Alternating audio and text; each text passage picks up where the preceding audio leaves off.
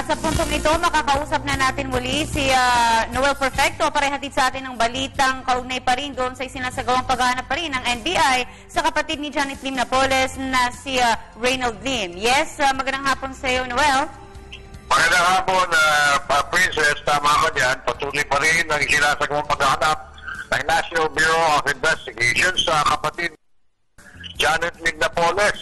17 cracking teams hanggang sa ngayon ang patuloy na nag-i-scour sa mga lugar na pwede pagtaguan ng kapatid ni JLN na si Reynald Jojo Lim.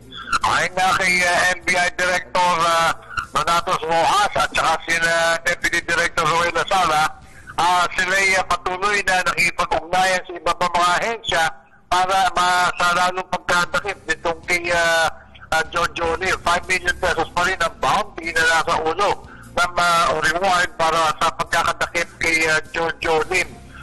Sinabi naman ni Deputy Director Reynald Esmeralda na sana makiisa na rin ang iba pa mga kababayan natin na kapag nakita o may nalaman na anumang intelligence report mula sa ating mga kababayan, agad na isabi o ipakibigay sa NBI para sa pagkakadakip ni Jojo Lim.